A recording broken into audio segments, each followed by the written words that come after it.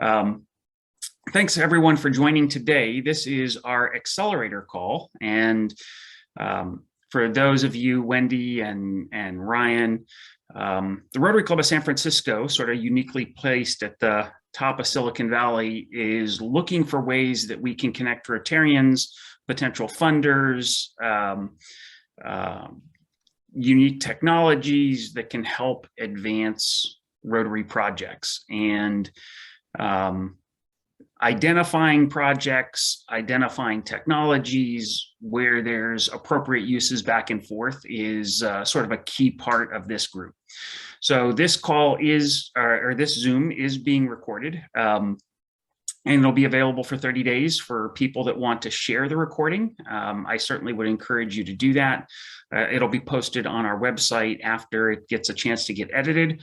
And so look forward to that. So that's a little bit about our Accelerator, and our speaker today is Ryan Rowe from HANWASH, and I'm not going to go into what that is because he's going to give you a little bit of an overview of HANWASH and the area that they serve. But Ryan is a product of our Peace Center at Duke and UNC in North Carolina.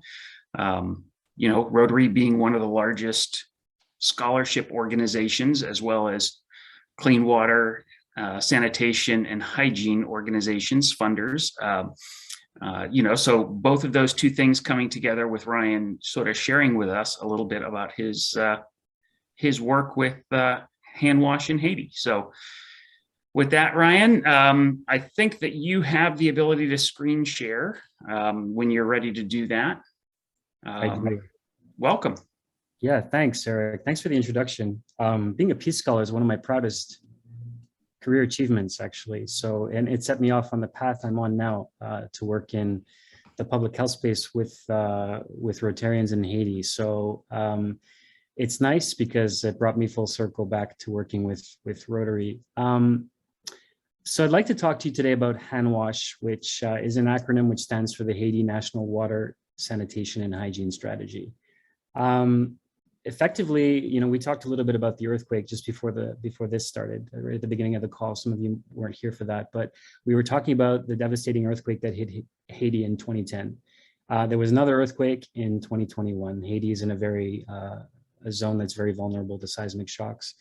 And, you know, after the earthquake in 2010, which, you know, brought devastating chaos in the country, a lot of international actors poured into the country to help, right? Church missions, student groups, large foreign nonprofits, donor organizations as well, and Rotary clubs, lots of them. And they poured into the country, and the Rotary Foundation over a 6 to 10 year period funded millions of dollars of projects through the Rotary clubs that were working in the country. But there were a few themes that dominated Rotary's participation in Haiti, or the work they were doing there. One was that far too infrequently, the local Rotary Club in Haiti was not leading those projects, which is contrary to the guidelines of the Rotary Foundation. Another was that the government lacked the capacity to be able to coordinate those all those efforts, those well-intended efforts by different international actors. And of course, all those different organizations were not talking to each other, so it ended up a little bit of a chaotic mess. And a third theme around those projects was that they were often done with a humanitarian focus to help people in need, in dire need, I'd add, but it wasn't really done with an emphasis on sustainable development. And what ended up happening was that humanitarian focus on things, on giving away, you know, water filters, or giving away certain kinds of products that were designed to help, but without the community's participation, without their, without the you know, authentic demand at the community level, or without their economic or financial participation, was ultimately a recipe for disaster. A lot of those projects failed. So at a certain point, Rotary realized that it was part of the problem. And around 2017, Rotary leaders in the Caribbean and Haiti started to put their heads together around what they could do to solve that situation. And that led to the birth of HANWASH. Over a 3-year period, roughly from 2017 to 2020, last half of 2020, It was all volunteer-led, board of directors, Rotarians working day to day to make it work. And it was growing so fast, there was so much momentum that eventually they realized that they needed to start hiring staff and put a much more professional structure in place. They created a 501c3 and they hired me as a CEO to come on full time and develop a business plan to help mobilize funds from donors and investors to be able to take Haiti to its audacious vision. So let me tell you a little bit more about that. Oops. So, as I mentioned, this is an initiative that's Rotary inspired and Rotary led.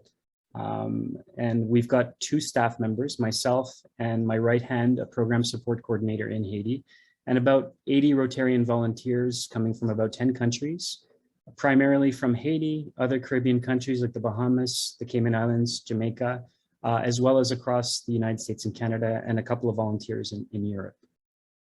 The challenge in Haiti is vast. Approximately about half of water and sanitation infrastructure doesn't function at all. It's broken down, missing spare parts, or the well has run dry. What we've, as I mentioned before, the challenge that we are embracing or that we are confronting is moving from this idea of humanitarian relief to one where communities are owning and participating in the development of a water and sanitation solution for their communities, which we believe in best practice and evidence indicate to be true, that when locals participate in something and that demand is authentically driven, then it's much more likely to be sustainable. So our vision is bold. It's basically we're looking to deliver or catalyze a process that leads to a sustainable, safer, and more affordable drinking water and sanitation for the entire country. So that's millions of people. And a lot of folks say, well, how are you ever going to get that done in a country like Haiti? And my answer to that is, well, if you look at the polio challenge 50 years ago, people also asked, how are you ever going to do this with polio? And the answer is Rotary. Really, it's that commitment to getting the job done. And I think that that's what inspires a lot of the members of our team, is that we're confronting a challenge that we're not going to give up. We're committed to learning, and we're going to keep at it until the job is done. In our startup period, I don't use that term lightly. We are still a startup, very much so, 2 staff. We don't have a large budget. We have big goals. We want to change the world, so to speak. But in our startup period, there's really 3 fundamental things that we need to achieve. The first is that we need to promote HANWASH to increase awareness and basically generate funds. Donations, investors who are willing to contribute to initiatives that can help improve the sustainability of the work that we're doing. We need to, secondly, develop a track record. So the infrastructure works and the service delivery that we are financing, we need to develop a track record of we need to deliver high quality project budget with Rotarian engagement, and that contribute to the government's vision for the water and sanitation sector. And third, we need to build the capacity of local stakeholders to actually drive the WASH sector forward. WASH being water, sanitation, and hygiene, again. So in the first phase of HANWASH, we're focused on 7 municipalities or 7 counties out of the 144 in the country. Each of those counties is matched to a local Rotary club in Haiti.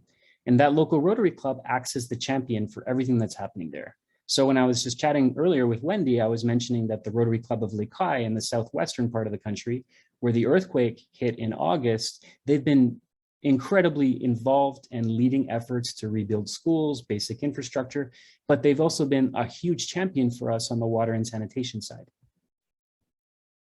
Our portfolio at the moment is approximately $1.8 million. It's spread across projects that have already been funded by Rotarians with matching grants from the Rotary Foundation and are currently under execution, and 2 projects which we're currently in the process of fundraising for and developing a grant application for. So you've probably noticed most of our capital has been funded with global grants. All of those funds actually flow through local Rotary clubs. So the 1.8 million you see here is not coming through our balance sheet, but it is being mobilized by us. And we are responsible to a certain extent for making sure that those funds are spent in accordance with global grant guidelines, that they align with our core values, that they follow government national policies, and that they reflect the evidence, the scientific evidence from the WASH sector globally. This is an example of a well that we have delivered in Haiti, which was the result of a process that lasted about 6 months, where we systematically engaged the local community and local leaders along with local Rotarians to basically lead them along a path towards where the community said, we're willing to take responsibility. And this all happens because of local Rotary advocacy. And when it reaches the point that you see on the screen, at that point, the community has agreed to start contributing to the operating costs, which means they're fully funding the ongoing operating expenses. And it only takes about $1 per month per household. It's about 50 households per month. So we're talking $600 a year to basically fund the operating expenses of a simple water supply solution in rural areas. We're also doing projects in urban areas where you see like a tariff scheme, like the kind you might see in a large American or Canadian city. So the way this works is that we partner with local Rotary clubs to basically create demand. To do that, we had to, a lot of nonprofits, they go into a country with a solution, some technology, and they say, here's our solution. Let's look for a problem that we can use to fix, that we can bring our technology in to fix it. And the challenge with that is that most of these development problems around the world are often a human challenge. It's really a question of whether the individuals in that community, the leaders, are willing to take responsibility for the challenges that they face, for their development challenges. And so going into a community and saying, here's a solution, show us a problem that can be fixed with it, is sort of, it's not really a demand-driven conversation. It's more of a supply-driven conversation. And we need to, HANWASH is not doing that. So we use the Rotary clubs to catalyze a demand-side solution, a demand-side conversation. And then we say, all right, well, based on what you want to achieve, here's an array of technical solutions you could use to solve that problem. And this is how much they cost. How hard or how much or how hungry are you for that solution? How much are you willing to pay for it? And we do provide support. We do subsidize, for example, the capital costs using the global grants. This is an example of the club that we are working with in the southwestern part of Haiti. An important part of what we're doing in Haiti is we have an online platform that we've created. And so that online platform basically takes data that has been collected at the community level and shows access to water and sanitation in every community across the country. And then the Rotarians, some of whom you see in this photo, they take that data and they actually go and they convene conversations with local leaders. And they sit down at a table with them and they show them the data and they say, here's where the people in your community that you're responsible for lack access to safe water or safe sanitation. And so it brings into existence, like by looking at the data, you can immediately visualize where access is lacking. And I can show you this platform after my presentation is finished. I can take you through that if you're interested on the tech side. So we have a platform that helps catalyze a conversation where we can trigger a dialogue process, a decision-making process. And that dialogue, that decision-making process eventually leads to local leaders taking leadership. And we're basically enrolling Rotarians and local leaders, mayors, in a process where they say, all right, I understand the problems now, because they can visualize it. Remember, like the literacy rate in some of these areas is quite low. So using visualizations, we can show them the challenges, and then we encourage them with solutions, with ideas, and we offer to accompany them the entire way. We build up that trust. This can take a period of months. And then we sort of, we make it more concrete by signing a contract with them, a social contract, which says that they're willing to collaborate with us until we achieve the vision of access to water and sanitation for everybody in that county, right, in that municipality. So in the case of the club in the southwestern part of Haiti, where it's a county of 50,000 people, and we're doing projects one at a time, basically to achieve, deliver access to hundreds or thousands of people at a time.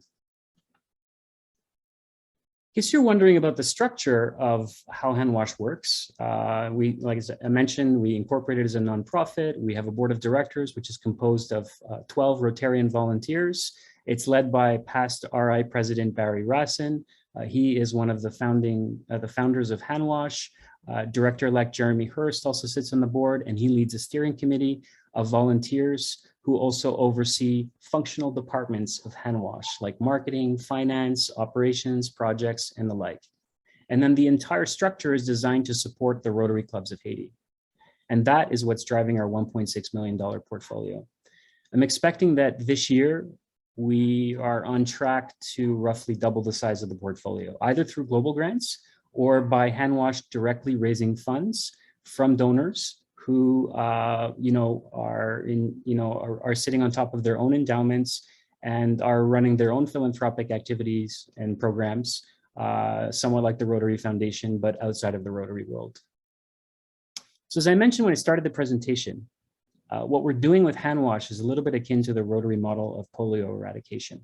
There are three key ingredients. The first is getting Rotarians at the local level and internationally, getting involved in advocacy. The second is fundraising. And the third is the service model, getting their hands dirty and solving problems. So that is a little bit about the structure of HANWASH, give you a sense of how it all kind of came together and our vision and what we're hoping to achieve. I know that this group is really focused on identifying expertise or technology or resources that can help create change for scale. So I'd love to be able to spend time with you now and be able to sort of tell you a little bit more about some of the challenges we're facing and hear your ideas. I'd love to benefit from the expertise in this group.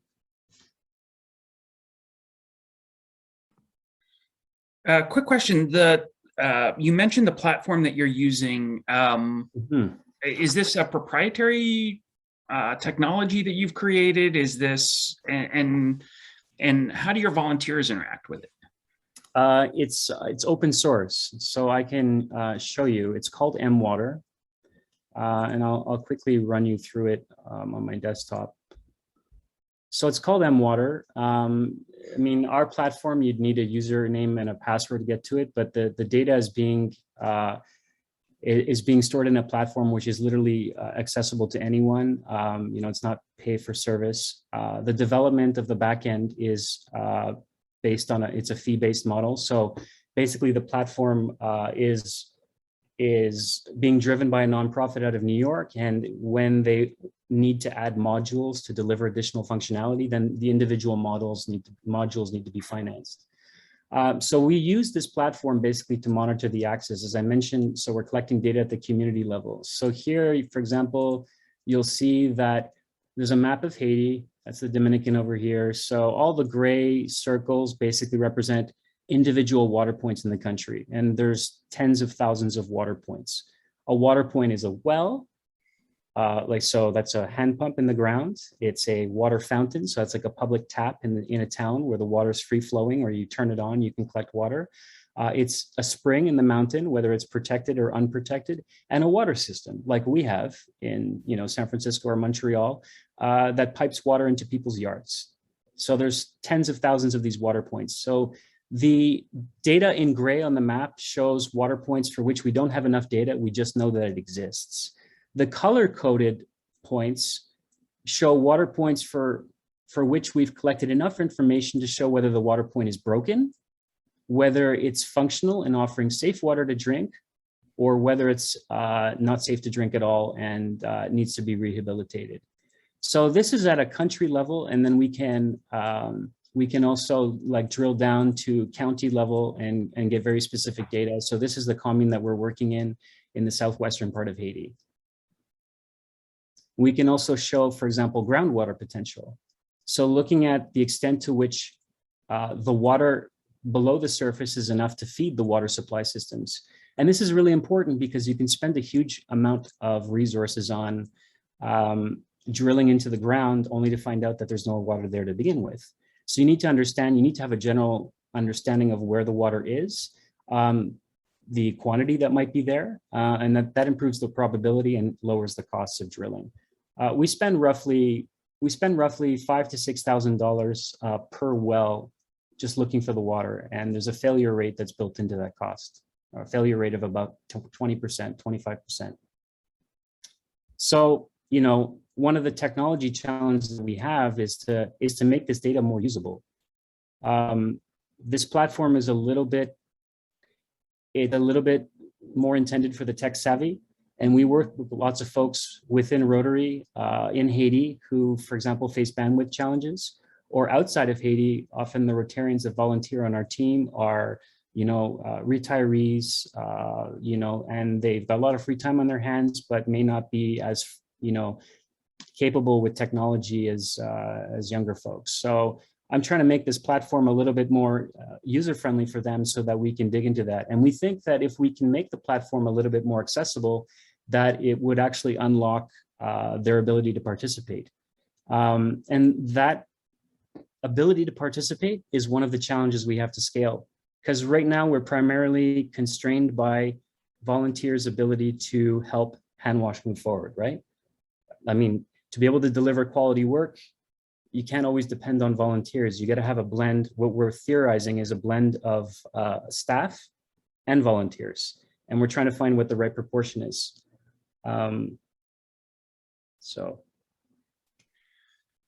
What technology do you use to feed the map about water sources? Is it all sonic, or is it? It's not sure I understand what you meant by sonic. I mean, do you use ultrasonic sort of ground vibration technologies to figure out where water may be under the, or do you use it just based on success of wells, or? It's not that sophisticated. So at the moment I know there are technologies out there that we could be utilizing that would be probably help solve the problem we have now, but we are hiring geological experts, hydrogeological experts who do detailed studies, collect the data, and then that data is uploaded to the platform. So the groundwater data is not crowdsourced. Okay. But the water source data, the quality, the functionality, that stuff is starting to get crowdsourced. Are there any themes to your non-potable water sources? Themes. I mean, like arsenic or sewage No. infiltration or salt infiltration, or? I mean, not enough to call it a theme. There are some isolated cases of fluoride contamination in the Southwest, but nothing we've seen that would justify yet at the level where we would say we should be spending tens of thousands of dollars on a chemical contaminant study. It's primarily bacterial contamination, microbial contamination, and that's really what we're addressing.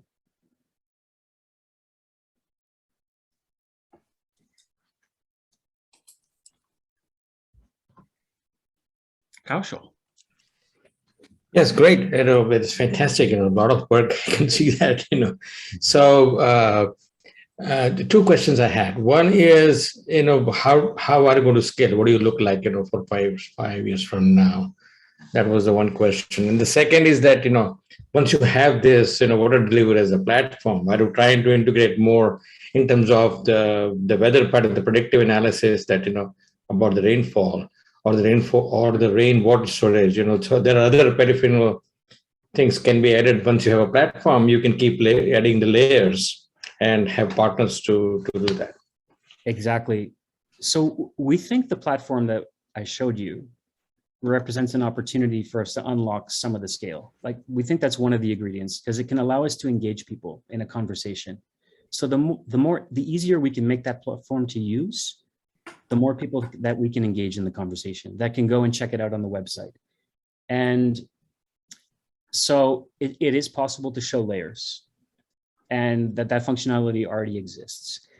In the southwestern part of Haiti, we're funding in our next global grant a $70,000 study to basically look at rainfall patterns and river flows during the dry season and the wet season, so we can understand the extent to which those water flows at the surface contribute to groundwater recharge.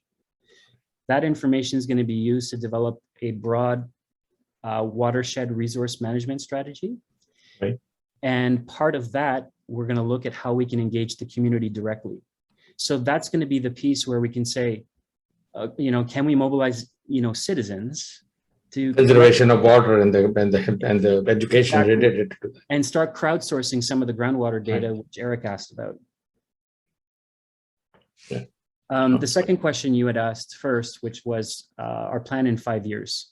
So we're in 7 counties now, 144 is the goal, but the 7 counties we're in now are sort of like, it's our startup phase. And we basically are using it as a laboratory to figure out what is a recipe for scale.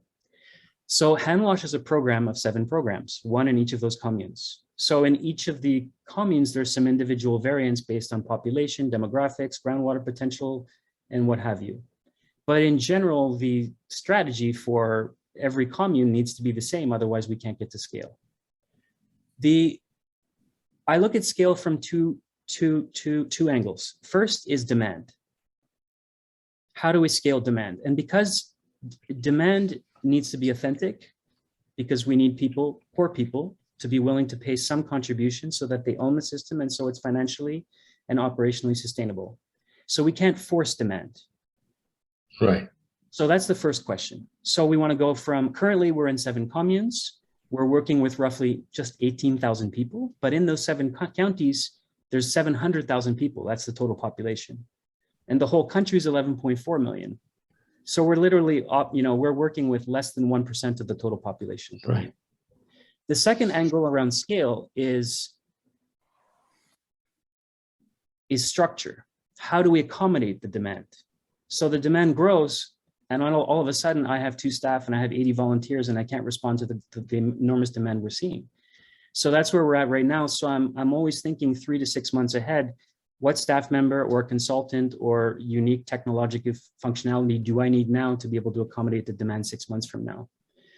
5 years from now, I hope to be able to say that we have delivered safe water and sanitation to at least half of that population of 700,000 people, that we have validated the model in those 7 communes and now have a recipe for scale for the other 137 Right. communes, and be able to use that evidence, hard evidence, to be able to go out there and raise money from other philanthropists and investors. Now, one of the challenges, when you go into an emerging country like that, is there they have a tendency to be more tribal in nature. You have so literally the demand will also depend on the local culture, local needs, and sometimes that can become a barrier for scalability because everybody wants their own solution, which is very local. Is that kind of a challenge you're facing on the 7 communes, the pilot communes? It's interesting. So there isn't a whole lot of tribalism in Haiti. So that's the first thing. The second thing is, this is an interesting question. So because we're locally led, then these issues start to surface themselves during the initial conversations. Right. And because our role as a facilitator, not as a problem solver, we let them figure it out. And sometimes the process of hashing it out actually leads to greater cohesion and more sustainability because they've just solved it themselves. So we're just there to offer the data. We offer some innovative tools like the platform there. We offer a framework for how to think about the data, and we're able to articulate concepts now really clearly in the Creole language. So we're able to guide the conversations forward. And then a big part of what's happening in Haiti, it's word of mouth. Haitian Rotarians, so the initial demand we created in just a dozen people has now grown to over 100 Rotarians in Haiti and more every day. People want to get on the bandwagon, not because they just want to be part of the success story, but because in Haiti, because of all the challenges that the country's experienced, they've seen so many solutions being promoted by international actors that they're just fed up. Right. Now they see something that's locally owned and they're saying, wow, I can get behind this. Let me participate in this. What can I do? And they're just showing up to our Zoom meetings every week. It's really astounding. It's more because it's more ground up and then more imposed. So that makes it successful. Yeah, exactly. Great. Thank you. Great questions. Thanks, Kaushal.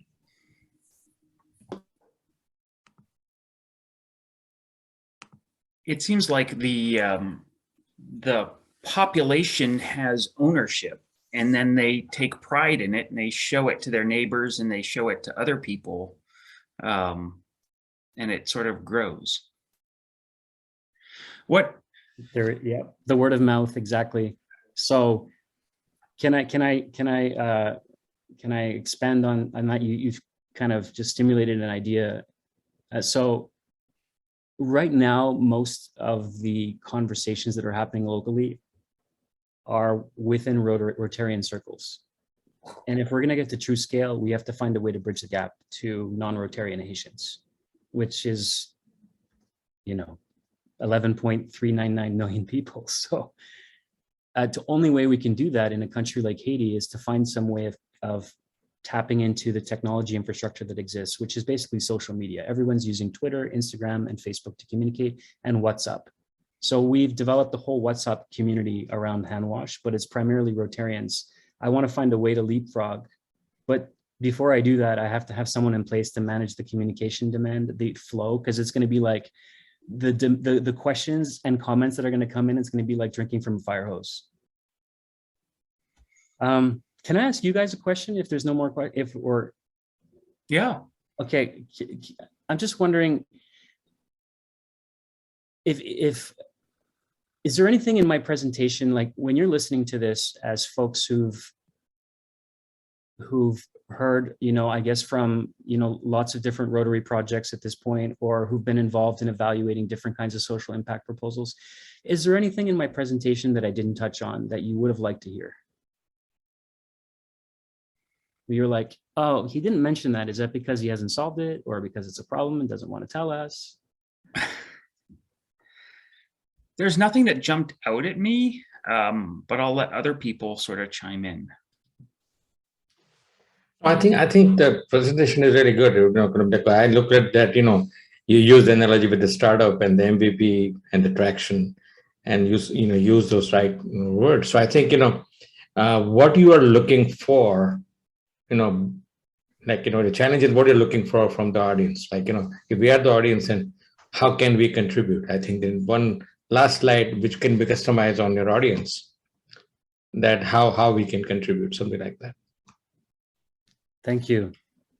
Thank you, Kaushal. I appreciate that. One of the things that, that I have an idea in my head, but it's kind of not really fully formed. And so I don't want to just kind of take a leap and share it with you and then get shot down because I haven't fully thought through the mechanics. But I want to, we need to be able to develop those modules in that platform that can allow us to tap into, there's like three or four different facets of that platform that we immediately have a use for, which we're not able to tap into because we don't have a software developer, because I don't have someone who can speak that language to a software developer, or be able to project manage the software developer to get to the MVP of the next module of that platform. It's like probably five figures. It's $20,000 to $75,000. And I think that would unlock a huge amount of demand within the Rotary world, and be able to allow us to connect more authentically to people on the ground who are kind of clamoring for that information, but we're not able to respond to it right now. They probably can crowdsource the pro bono work on the IT side, right? In the sense that, you need, X number of hours of IT capability, talent, and probably you can crowdsource. I may talk to somebody who's doing the crowd doing, and they take the volunteers, they take the volunteer hours from the corporates and they fund the nonprofits in terms of the hours, depending upon the challenge, they put things together, something like that, something like that platform, or something very similar. You can reach out maybe through Rotary itself, about crowdsourcing the talent. That's a great suggestion. You have a wild idea. I'm just giving you a wild idea. Yeah. So I'm using some platforms now, which are kind of fee-based, like Upwork and Fiverr. I mentioned this to Eric a few weeks ago. Yeah, but those are fee-based, yeah. Right. Yeah, exactly. Is there some pro bono platform for IT professionals? I mean, I'm sure I could Google something, but if there's something that you know of that you'd recommend. So I know this company, but let me check up on whether it is IT related or not, because they are doing some projects. But I'll check with, I know the person who does it. I'll check with him, and then how do I contact you? If I'll you can drop place my your, email in the chat. that would be great. Yeah, his email's in chat. Okay, all right. So Thank you. I've got a couple questions, Ryan. Shoot, Peter. First is, there is an organization called Engineers Without Borders, which is probably on the actual building of water projects. And by the way, did you know the good professor John Dracup? Did you ever have a chance to meet him? Yeah, that name is familiar, but I can't remember when I would have crossed paths with him. He was a member of the Rotary Club of San Francisco for many years, and his passion was water projects, but he was using the model of one project at a time, and he did believe fervently in having local people buy in and pay something for the water so they'd have an interest in managing it and keeping it up. Mm-hmm. And he wrote a book about various ways to bring about clean water, including little tiny ways and then bigger projects. And Eric, what's the name of that book? I'm forgetting.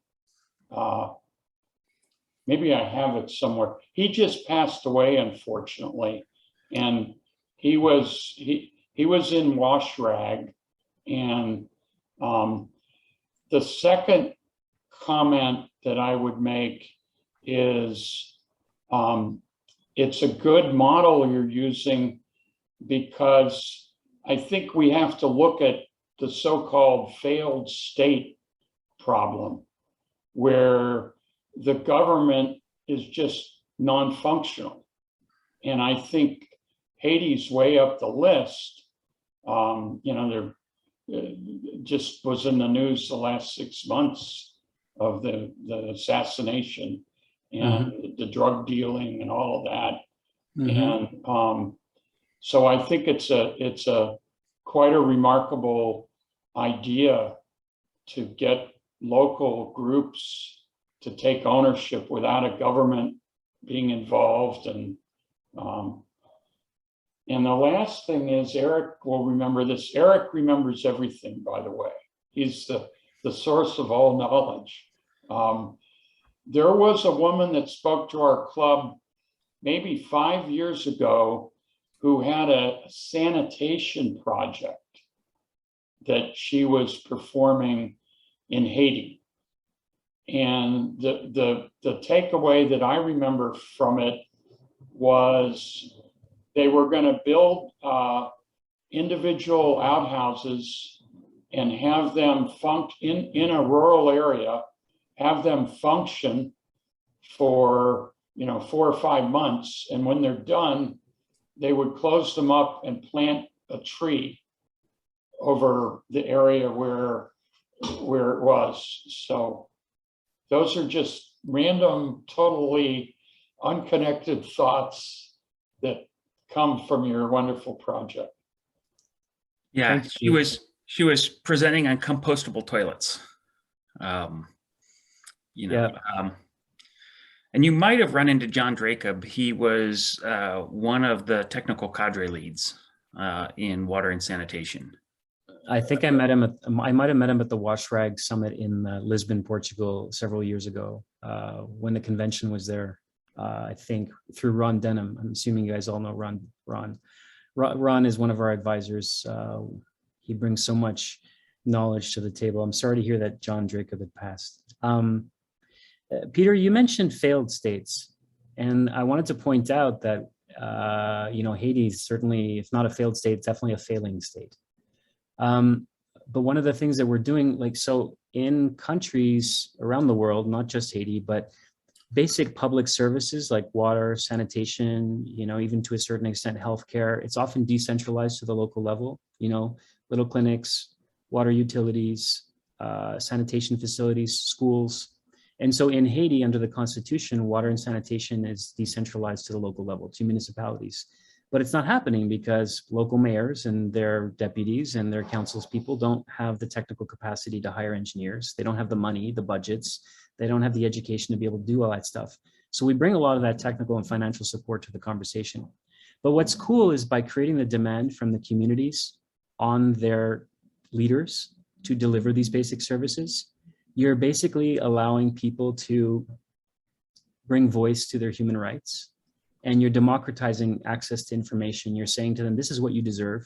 This is what you have a right to. And by doing that, you create, even though at the national level, there's like this crazy amount of political instability, at the local level, what we're basically doing is we're building citizens. We're building citizenship. We're building governance.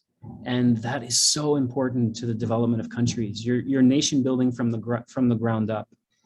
And that's what's really exciting about what we're doing here. This is not just a recipe for water and sanitation, but it's a recipe for like engaging any community around any social, economic, or environmental issue. That's what's so exciting about what we're doing here. Howdy, Ryan, great presentation. I wanted to just share with you that I do know someone over there who could possibly, I think she could have some funds. I just know that she has an enormous house in the top of Port-au-Prince. And she has expressed to me how she wants to help her country. And it's been a while because I went over there to give concerts. So I believe that it's through personal relationships that you will be able to be more successful. And so if I'm going to try to introduce you to my friend who is the principal of that school, because education also is going to be your ticket to expanding your efforts. And I don't know what age she focuses on. They're all through high school age, elementary to high school. But all the parents of these kids are somehow going to be understanding that they need water, and so I'm happy to make an introduction and to both of them. So I have your email here. I'll go ahead and do that. Okay. I love that, Andres. Yeah. Thanks for being an advocate for us. Really appreciate it. Yeah, for sure. Yeah, definitely. One of the things that you talked about, Ryan, was sort of the dependence on sort of human work and ingenuity and being able to sort of direct that work through your staff. I know that you talked about sort of the number of Rotary and Rotaract clubs. It sounds like there's about 750, total in number. How has the partnership worked between Rotary and Rotaract? Is there any division in labor?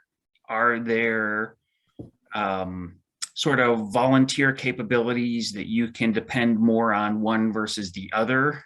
Tell us a little bit about the dynamic of that sort of working relation in the country. Yeah, so I wouldn't say I'm close enough to the ground to be able to perceive if there's any nuances in the relationship between Rotary and Rotaract. But certainly, like in the conversations I've had, there's a great amount of pride among Rotarians in Haiti that they've created a vibrant next generation of Rotary leaders in the country. So that's exciting. I mean, 50% of the ratio is 2 to 1, right? 2 Rotarians for every 1 Rotaractor. So that's pretty cool. I believe that Rotaract in District 7020, which covers 10 Caribbean countries, is among the most vibrant in the world. And we haven't really been able to engage yet Rotaractors in a meaningful and mature way, with the exception of three or four Rotaractors who've just sort of come up with their own ideas and are pushing them forward. So, I mean, we're just scratching the surface of engaging Rotarians, and now we're bringing in a whole other dynamic. So I need to think thoughtfully, we need to think thoughtfully about how we do that. Because the strategy for engaging Rotaractors is probably going to look completely different from the way we engage Rotarians. So it's not going to just be one size fits all, you know, Rotaractors jump on board, you're good to go. And it's probably going to be, I don't think we should be asking Rotarians to lead the participation of Rotaractors. I think that, like, up until now, I've been working with Rotarian leaders inside and outside of Haiti to lead the Rotarian volunteer team. But now if you're introducing Rotaractors, I don't think we mix them into that structure unless their leadership potential is immense, because they're still in the formative stage of their careers, especially in Haiti. A lot of them are still in university, they haven't figured out their careers. They don't have access to a reliable means of transport, for example. Maybe don't even have a job. So we need to be a little bit more creative there, I think. And we've developed some ideas. One of them is the groundwater idea, is getting them involved in the citizen science portion of that work. It's a great question. Do we have time for one question? Yeah, shoot, Kaushal. So another idea, like, you know, after the earthquake, there was a hope for Haiti. There was some NGO was formed. Mm-hmm. And during that time last year, they dropped some NFT to fundraise. With the, you know, do you know about that? What do you think the use of NFTs for something like this? Because you are in the community level, you're deeper level, probably a non-governmental force, you know, the artists of the Haiti and all those can be in the mix. Yeah, so I think one of the, I wouldn't say I'm very well versed in the crypto space, you know, full stop, but as much less in the NFT space. I think crypto in general, I think there are tax advantages for gifts of crypto to nonprofits where you can take advantage of the capital gain that would be beneficial to someone. We have not monetized that at all, right? And you know, the folks on my team are a little bit sort of like, oh, what's that? How would we do that? And so, like anything in HANWASH, it really depends on the bandwidth of our group to be able to take these things forward. But I'd love to be able to do that. Okay, yeah, because I mean, right now NFTs are really becoming an effective tool for fundraising.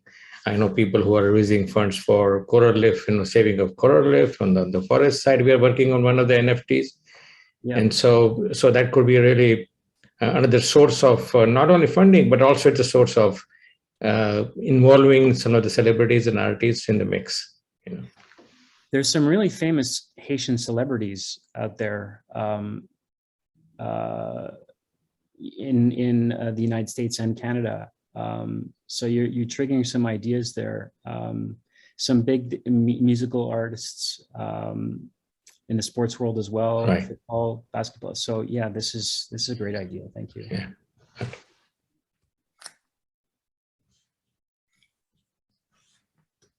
We're getting to the end of our hour. Let me check chat here real quick. I got a few direct messages, but they're sort of operational, I think. I am, just to share with the group, just in the last week or so, we've been approached by the estate of someone had left their estate to basically invest in social impact initiatives in the WASH space in Haiti. And we're hoping to leverage some matching funds through that. So if we're literally at the first stage of developing a program proposal for how a business plan for up to $10 million of spending in Haiti on a WASH program. And so two of the things that I need to be able to demonstrate in that proposal is, one, how are we going to unlock or develop a scalable structure? And two, how are we going to generate evidence that can prove sustainability, impact, and value for money? And I can't do that without tech tools. So, you know, I'm not going to ask the question today, but if there's any among the group that would like to be sort of like an advisor or someone who would like to get eyes on the proposal when it's a little bit more fully baked, say 6 weeks from now or 8 weeks from now, I'll be at the convention in Houston if you'd like to grab a coffee, would love to get your eyes on that and just hear your thoughts from someone who's outside of the usual WASH space and can put different eyes on that.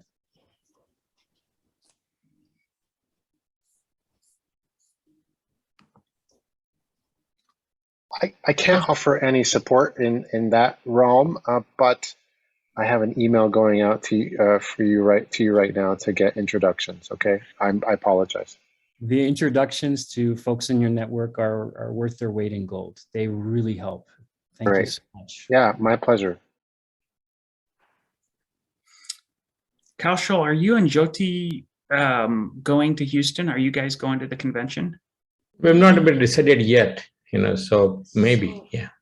There's I just started traveling now.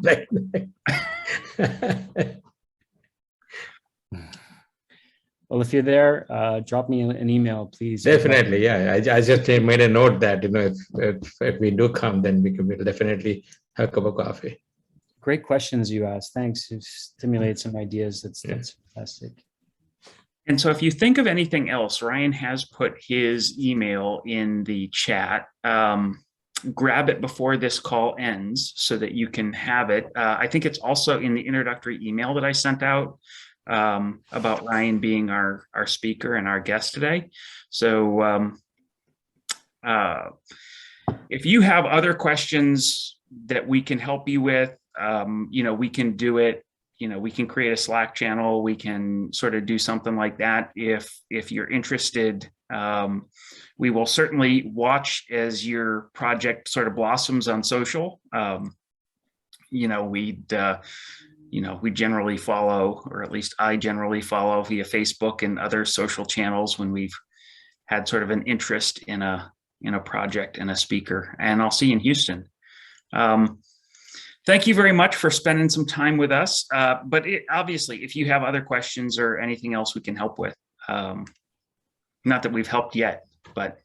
Thank you, Eric. Thank you for hosting today. Okay, I have to sign off, but Ryan, please feel free. I've sent you an email. Feel free to call me, and happy to support however I can. Okay. Thanks a lot, Andres. Yep. Thank you, Eric. Thank you, Ryan. For inviting me this evening and having me here to share with you what we're doing. Really appreciate it. Awesome.